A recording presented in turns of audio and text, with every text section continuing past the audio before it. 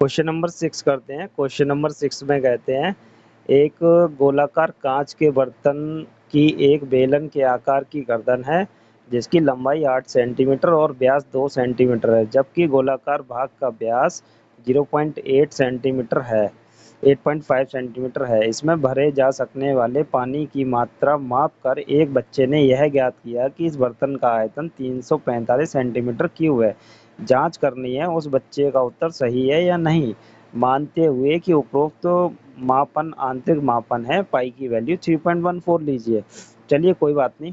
तो उन्होंने कहा ये गोलाकार है बर्तन, ठीक है, और इसके ऊपर ये बेलनाकार गर्दन लगी हुई है, ठीक है। तो गर्दन लगी हुई है जिसकी लंबाई उन्होंने दी है 8 सेंटीमीटर और इसका व्यास दिया है हमें, डी दिया है कितना, 2 सेंटीमीटर, ठीक है। और हमें ये गोलाकार भाग का व्यास दिया हुआ है, इस व्यास ये वाला व्यास दिया हुआ है, कितना दिया हुआ है, 8.5 सेंटीमीटर। तो हमें बस इसका आयतन चेक करना है। तो बाकी की डिटेल आप चलो लिख देते हैं, कोई बात नहीं। लिखिए गोले की त्रिज्या, छोटी सी कहानी है, लिख देते हैं। थोड़ा सा आलस आ जाता है 10th क्लास में आने के बाद में, है ना। ये त्रिज्या दी हुई है तो अपॉन 2 कर दीजिए, है ना। बेलन की त्रिज्या, बेलन की त्रिज्या लेते हैं। बेलन की त्रिज्या कितनी है, 2 दिया है डायमीटर, 2/2 कर दीजिए और 1 सेंटीमीटर हो गई, ठीक है। ऊंचाई ले लीजिए बेलन की, ऊंचाई, ऊंचाई लिखते हैं बेलन की ऊंचाई। ऊंचाई कितनी है, 8 सेंटीमीटर। अब हमें क्या करना है, इस बर्तन का आयतन निकालना है। तो लिखेंगे बर्तन का आयतन बराबर गोले का आयतन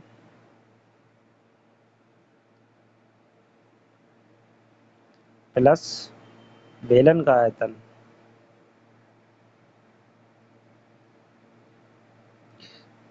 और सॉल्व कर देते हैं। गोले का आयतन पूरा लगाएंगे 4/3 पाई आर क्यूब, क्योंकि पूरा गोला है, प्लस बेलन का आयतन लगाएंगे, बेलन का आयतन पाई आर स्क्वायर एच हो गया। दोनों से पाई कॉमन कर लेंगे और पाई की वैल्यू 1.314 लगा देंगे और हमारे पास क्या रह गया, 4/3। इसकी त्रिज्या लगाएंगे हम, कितनी लगाएंगे, इसकी त्रिज्या आपकी, ये गोला है, गोले की त्रिज्या आपकी दी हुई है 8.5/2 की पावर 3 लगा दीजिए।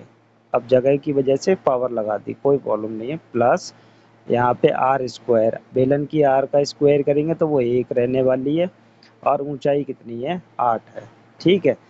देखिए कितना छोटा सा हो गया, 3.14 4/3 गुणा, अब 2 की घात 3 करेंगे तो आएगा 8, ठीक है। तो 8.5 की हम 3 बार गुणा करके लिख देंगे, नहीं आप कर पाते हैं तो 85 गुणा 85 गुणा 85 कर लीजिए और आपका आ जाएगा 6,14,125 आता है, ठीक है। 3 के बाद पॉइंट लग जाएगा आपका, यहाँ लग गया 85 गुणा 85 करके, प्लस का 8 हो गया, ठीक है। तो ये हो गया आपका 3.14 और 4 से हम 614.125 में गुणा करेंगे तो आपका बनेगा 2456.5 बटे 8×3 = 24 प्लस 8, ठीक है। अब हम इसको क्या करेंगे, 24 से इसे डिवाइड कर लेते हैं, वही आसानी रहेगी। ये आपका 3.14, 24 से जब हम इसको डिवाइड करते हैं तो बनेगा आपका 102.35। हमने डिवाइड कर ली है, आप भी कर लेना, आराम से डिवाइड हो जाएगी। आप एक बार 3 से डिवाइड करिए और फिर जो आया आंसर उसे 8 से डिवाइड कर दीजिए, आंसर आ जाएगा, ठीक है। और ये आपका हो गया 3.14 इंटू, इसमें 8 जोड़ देंगे, 8 और 2 कितना हो गया आपका, 10 हो गया। कितना हो गया, ये 10 हो गया, 8 और 2 10।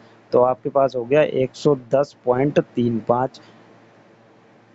अब इसकी 110 और 3.14 की मल्टीप्लाई करेंगे तो आपका बन जाएगा 346.51। आगे की वैल्यू हमें 2 प्लेस तक ही रखनी है, बस इतना ही बहुत है। और सेंटीमीटर क्यूब, तो बच्चे ने कितना आयतन बताया था, 345। तो क्या हो गया, बच्चे का उत्तर ठीक नहीं है।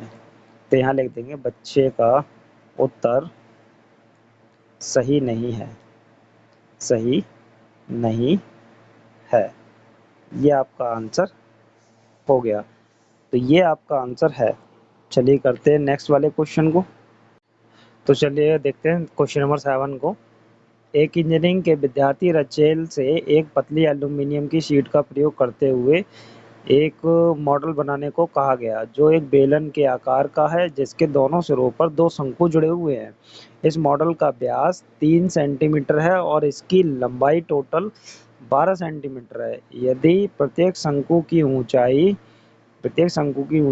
2 सेंटीमीटर हो तो रचेल द्वारा बनाए गए मॉडल के अंतर्विष्ट हवा का आयतन ज्ञात कीजिए। तो हमें उस मॉडल के अंदर कितनी हवा आएगी वो आयतन निकालना है। तो मॉडल है कैसा, बना लेते हैं। ये बेलन के आकार का है, ये रहा बेलन, ठीक है। और इस बेलन के दोनों सिरों पे लगे हैं शंकु। क्या लगे हैं? शंकु। इस तरीके से शंकु लगे हुए हैं, ठीक है।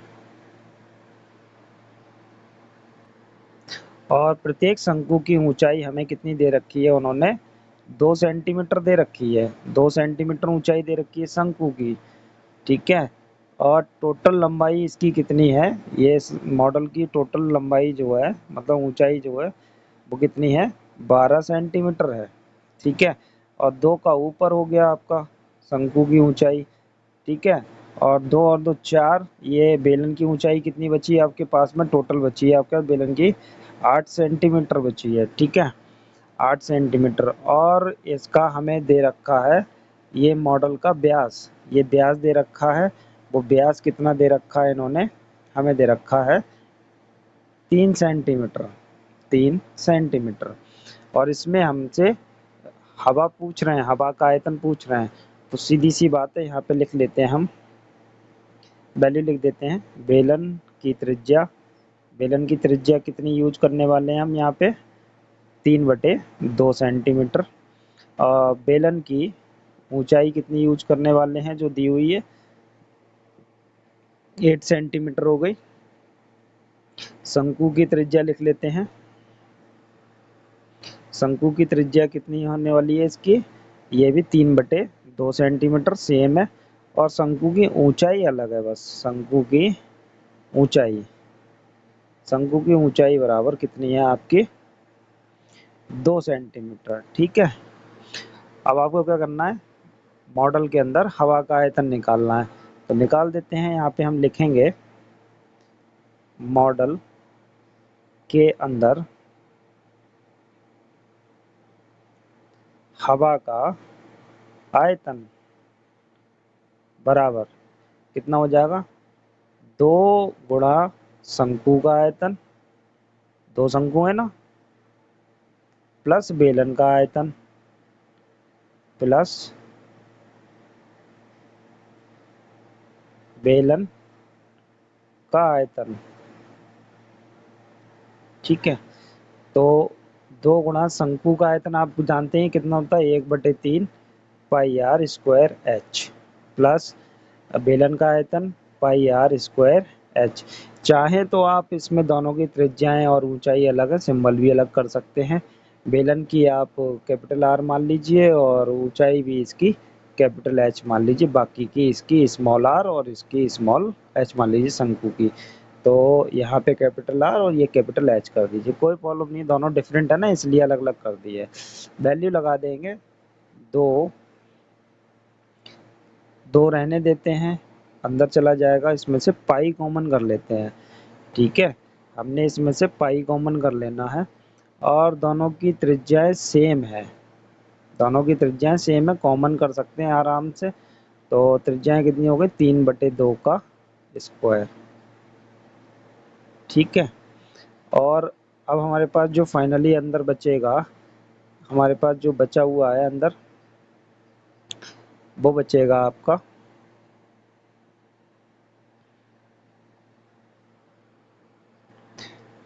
तो एक हमारे पास बचेगा अंदर 2 और h बचेगा। h कितनी है हमारे पास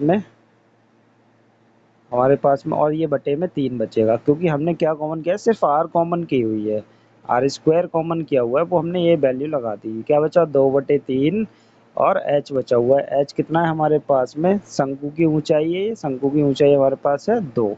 ठीक है, ये हो गई प्लस, यहाँ से पाई भी कॉमन है, आर स्क्वायर भी कॉमन है, एच बची, एच कितनी है? 8। ठीक है, अब हम यहाँ पे पाई की वैल्यू लगा देते हैं। 22/7 गुणा 9/4 हो गया। ठीक है, ये 4/3 हो गया प्लस 8 हो गया। ठीक, इसका एलसीएम लेके सॉल्व करेंगे, ये 24/3 हो जाएगा। ठीक है, 22/7 गुणा 9/4 गुणा ये हो गया 24 बटे 3। एलसीएम तो ले सकते हैं ना आप, 3 आ जाएगा, है ना। इस तरीके से 4 + 8/3, इसका एलसीएम लेंगे 3 आ जाएगा। 3 से 3 को भाग किया, एक बार गया तो 4 एकम 4, 1 से 3 को भाग किया 4 बार, 3 बार गया, सॉरी, 3 अट्ठे 24। ठीक है, 3 अट्ठे 24, 24 और 4 28, ये 28 आएगा। सही रहा, हमने एलसीएम ले लिया, वरना गलत हो जाता। ठीक है, तो देखिए 7 चौक 28 और 4 से 4 कट गए। ठीक है, 3 तियाँ 9, तो 22 तियाँ कितना होता है आपका? 66 होता है। तो 66 सेंटीमीटर क्यूब, ये आपका आंसर हो गया। ठीक है, कितना इजी क्वेश्चन था। चलिए करते हैं नेक्स्ट वाले क्वेश्चन को। क्वेश्चन नंबर 8 करते हैं, लास्ट वाले क्वेश्चन की तरह ही है, जो हमने एक बर्तन में शंकु को डुबोया था वैसे ही है। तो उसमें एक ठोस को लंबवृत्तीय शंकु के आकार का है, एक ठोस है जो लंबवृत्तीय शंकु के आकार का है, एक अर्धगोले पर स्थित है, अर्धगोले की त्रिज्या 2.1 सेंटीमीटर और शंकु की ऊंचाई 4 सेंटीमीटर है। ठीक है, इस ठोस को बेलनाकार पानी से भरे हुए ट्यूब में पूरा डुबो सके यदि बेलन की त्रिज्या 5 और ऊंचाई उसकी 9.8 सेंटीमीटर है। तो हमें क्या करना है? ठोस का आयतन निकालना है। तो हम पहले ठोस का आयतन निकाल लेते हैं, बाकी आप वैल्यू लिख देंगे। ठोस का आयतन निकाल लेते हैं। ठोस का आयतन कितना हो जाएगा? उसका शंकु का आयतन और क्या लगा हुआ है? अर्धगोला लगा हुआ है। तो हम यहाँ पे अर्धगोले का आयतन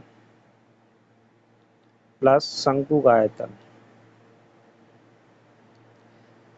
निकाल लेते हैं।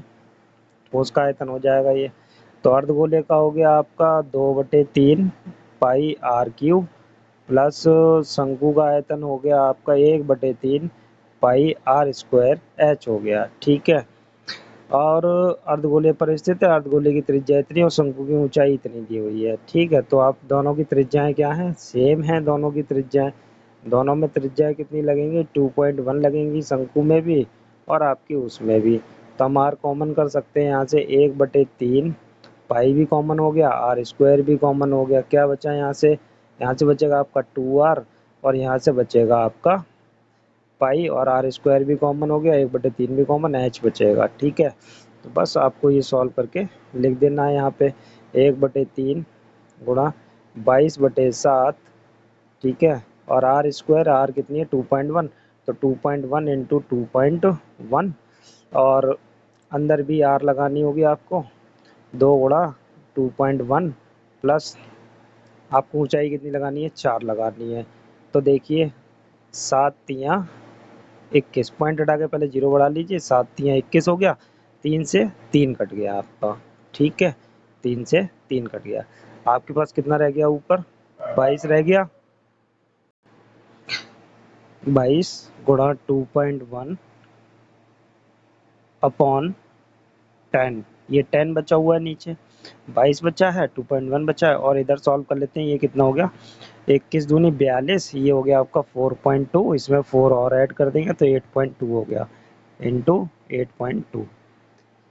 इन सब की मल्टीप्लाई कर लेंगे, इन सब की मल्टीप्लाई करते हैं तो आ जाएगा आपके पास में, तो इन सब की गुणा करने के बाद में आपका आ जाएगा 378.84/10। अब 10 से डिवाइड करेंगे तो ये पॉइंट एक प्लेस और आगे बढ़ जाएगा, 37.884 सेंटीमीटर क्यूब आ गया आपका ये ठोस का आयतन।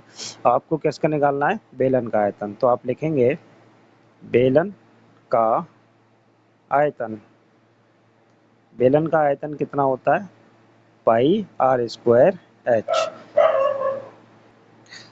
तो पाई की वैल्यू 22/7, और हमारे बेलन की जो त्रिज्या है वो कितनी है? 5 है।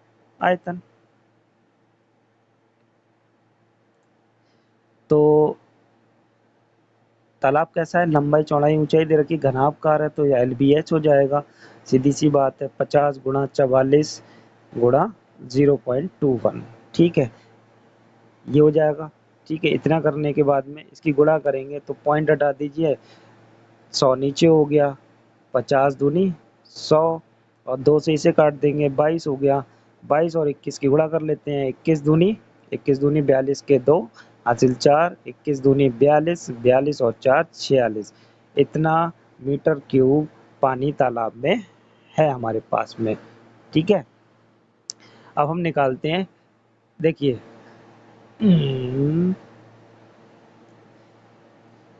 ये दिया हुआ है हमें कि पाइप में पानी की चाल, पानी की चाल कितनी दी हुई है, हमें दी हुई है 15 किलोमीटर प्रति घंटा। 1 घंटे में पानी कितना चल रहा है, तो ये 15 किलोमीटर, ठीक है, ये तो लिखा होगा 1 घंटे में पानी कितना चल रहा है, 15 किलोमीटर चल रहा है। तो ये हमारी क्या हो गई, पाइप की लंबाई हो गई। बहुत ध्यान से समझेंगे, 1 घंटे में पाइप की लंबाई हो गई 15 किलोमीटर। इसे हमें चेंज करना पड़ेगा, मीटर में चेंज करते हैं इसे। तो देखिए 1 किलोमीटर में कितने मीटर होते हैं, 1000 मीटर होते हैं, ठीक है, ये आप जानते हैं। तो कितना हो गया, ये हो गया आपका 1000 होते हैं, 15 ही गुणा कर दी, 15,000 मीटर हो गया। आपके किलोमीटर नहीं रहा, मीटर प्रति घंटा हो गया, ठीक है। 1 घंटे में 15,000 मीटर तक पानी चलेगा।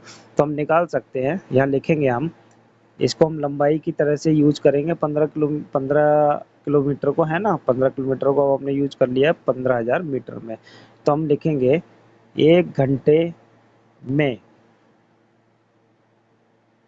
बहे पानी का आयतन, 1 घंटे में पानी कितना उस पाइप के थ्रू भर जाता है या निकल जाता है, वो पता करेंगे हम। 1 घंटे में कितना पानी निकल जाता है उस पाइप से, 1 घंटे में बहे पानी का आयतन, क्योंकि 1 घंटे में हमें उसकी लंबाई दे रखी है, घंटे के अकॉर्डिंग लंबाई दे रखी है। तो आयतन कितना हो जाएगा, बेलन का लगाएंगे, पाई आर स्क्वायर एच लगाएंगे। तो पाई का मान आपको यही लगाना पड़ेगा, 22/7 लगाइए।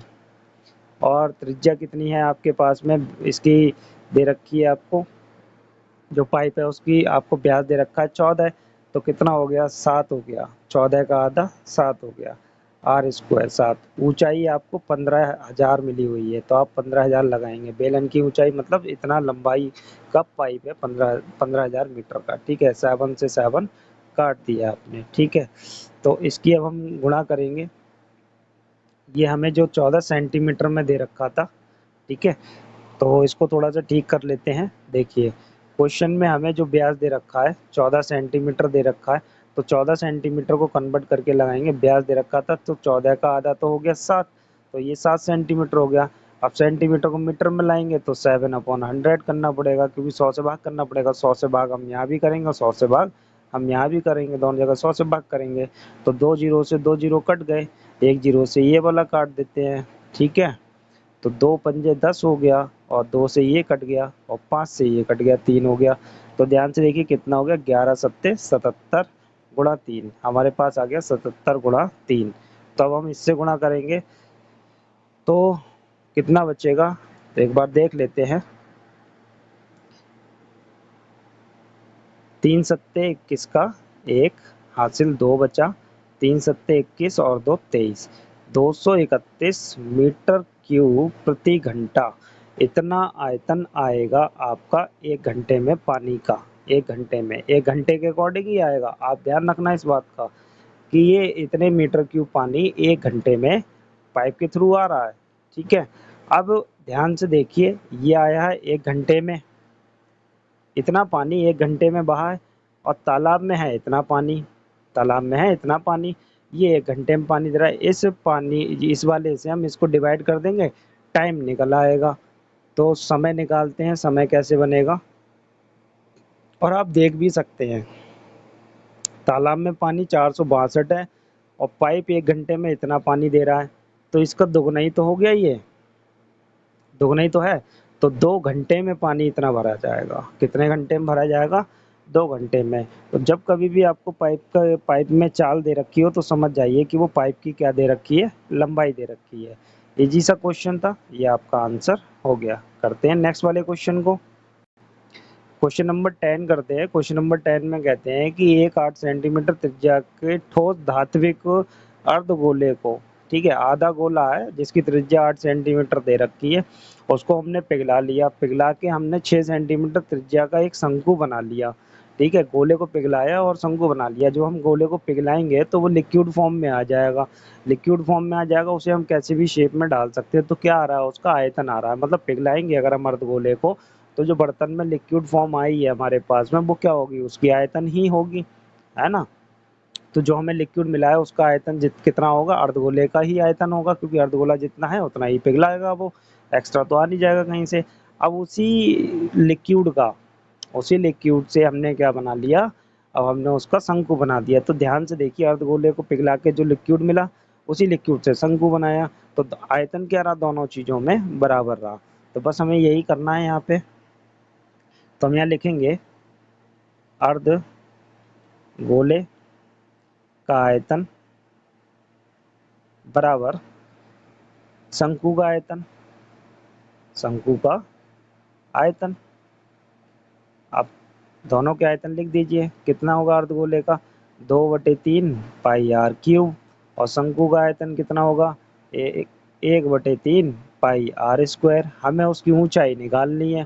ठीक है, तो हमें अर्धगोले की त्रिज्या 8, देखिए पाई से पाई काट दीजिए पहले, और अर्धगोले की त्रिज्या हमें 8 दे रखी है, 8 सेंटीमीटर। तो लगा देते हैं 2/3 गुणा 8 की पावर 3। ठीक है, बराबर यहाँ हमें क्या दे रखा है, 1/3 गुणा, इसकी भी हम आर लगा देते हैं। ये हमारा शंकु है, इसकी त्रिज्या 6 दे रखी है, तो 6 गुणा 6 गुणा एच। बाकी इधर से सारी वैल्यूज को इधर ट्रांसफर कर लेते हैं। तो ध्यान से देखिए, 2/3 गुणा 8 गुणा 8 गुणा 8, ये 3 कहाँ आएंगे, ऊपर आएंगे, और बटे में कौन चला जाएगा, 6 गुणा 6, ये वैल्यूज बटे में आ जाएंगे, इधर रह जाएगा आपका एच। तो ध्यान से देखते हैं ये हमारा कितना बचेगा। देखिए 3 से 3 कट गया। ठीक है, 3 से 3 हमारा कट गया। अब इसे सॉल्व कर लेते हैं। तो एच बराबर हमारे पास बच्चा 8 गुणा 8 गुणा 8 बटे 6 गुणा 6। ठीक है, इतना बचा। अब हम इसको काटापीटी करते हैं, 2 चौक 8, 2 तिया 6, 2 चौक 8, 2 तिया 6। अब तो नहीं कटेगा, ये हो गया 4 चौक 16, 16 अट्ठे 128। ठीक है, और नीचे रह गया आपका 9। ठीक है, तो ये दो बचे हैं हमारे, हम इन दो को यहाँ पे लिख लेते हैं और गुणा दो। तो 9 से हम इसे डिवाइड करेंगे तो हमारे पास आएगा 14.22। ठीक है, अब हमारे पास h बराबर आ गया 14.22 गुणा 2। 14, 2 दूनी 4, 2 दूनी 4, और 4 दूनी 8, और 2 दूनी 4, ये इतना h आ गई आपकी सेंटीमीटर। ठीक है, इस तरीके से हमने अपनी एक्सरसाइज को कंप्लीट किया। ठीक है, चलिए करते हैं अपनी नेक्स्ट वाली और लास्ट एक्सरसाइज को।